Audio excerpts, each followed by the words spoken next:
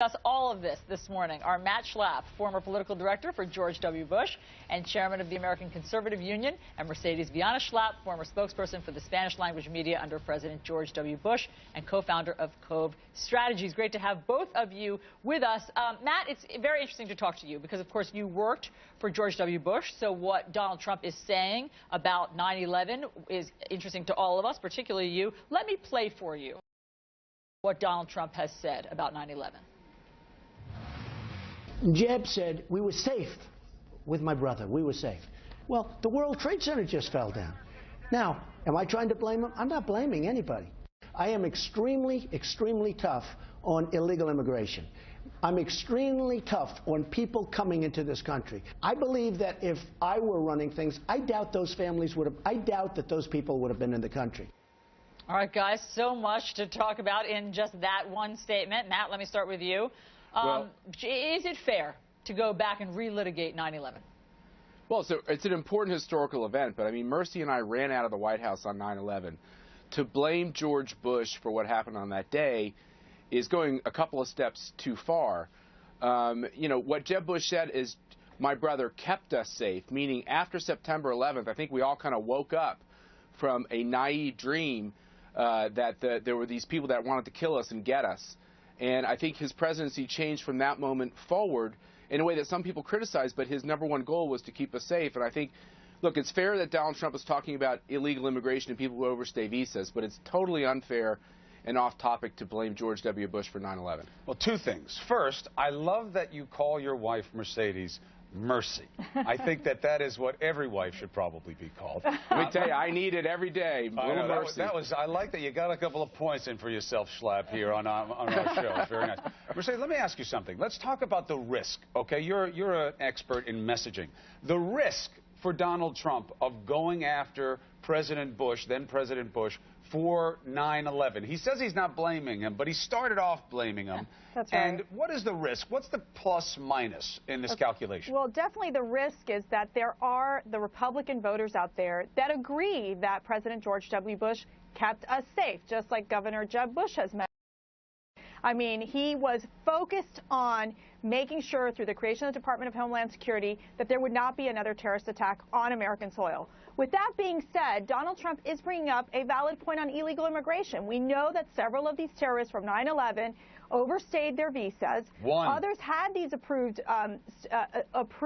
student visas, and so they were allowed to stay. There was no tracking system of the backgrounds of these individuals that came into this country and ended up committing these atrocities in the U.S. Mercedes, I just want to challenge you on that because one of them was here on a student visa that I believe that he overstayed. The others were here on tourist visas and business visas. So is it fair for Donald Trump to say that those would all go away under his administration? No, he would no longer grant people those? No, but you have to keep in mind when they are coming from countries like Saudi Arabia, et cetera, that you're looking and you're making sure that the background checks are there, that the immigration services are able to track these individuals that could possibly come with some terrorist ties. That is important. That's one of the reasons why we got to keep America safe, is to ensure that these terrorists don't come into this country.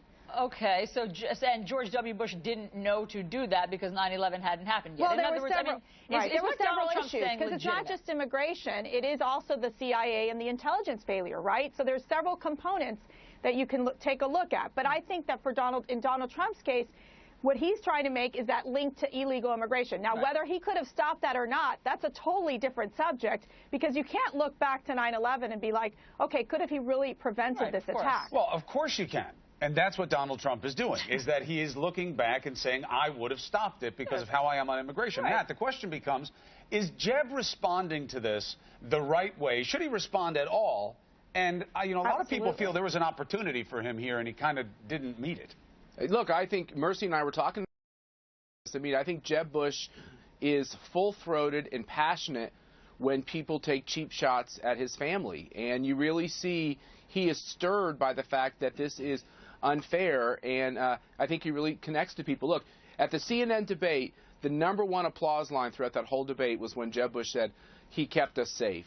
And I think that strikes a chord with Republicans, even Republicans who have criticized President Bush and don't think that in every way he lived up to their expectations. They do believe he lived up to his expectations on this, and I think that the American people all give him credit for that. Another candidate who is relitigating 9/11 from a different angle is Ben Carson. He's basically saying this weekend that he would not have gone to war in Afghanistan. He would have just made a threat, and that would have had them turn over Osama bin Laden. Listen to this. I think they would have been extremely concerned if we had declared, and we were serious about it, that we were going to become petroleum independent, because it would have had a major impact on their finances. And I think that probably would have trumped any loyalty that they had to people like Osama bin Laden. But they didn't have. Mercedes, would that have gotten Afghanistan or Saudi Arabia's attention? Absolutely. Well, first of all, Dr. Ben Carson is sounding incredibly naive on foreign policy. I think that statement is irresponsible. I mean, the fact is that we know that Saudi Arabia, like George Stephanopoulos said, had no loyalty to Osama bin Laden. That would not have stopped Osama bin Laden. We did the right thing by going after this horrific terrorist and trying to destroy al-Qaeda. I mean, it's been part of our mission, and it's our responsibility since they came after us and attacked us. So again, I think for Dr. Carson to say that just shows that he is just not equipped to handle these questions on foreign policy. And yet it's working. He is beating Hillary in the new poll. Right. He's pulled ahead of Trump in that. So how do you explain that, Matt?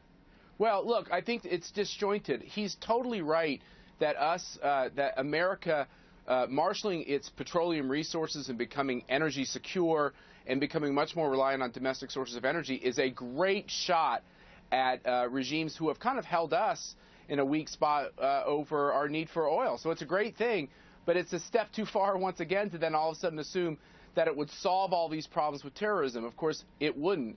And I think, once again, it's good to talk about these questions about 9/11 and these questions about how we're facing the war on terror, because they're very present in our lives and they're very important. I just think, it's really important for the voters to see how the candidates answer these questions. Yep. Matt and Mercedes Schlapp, thank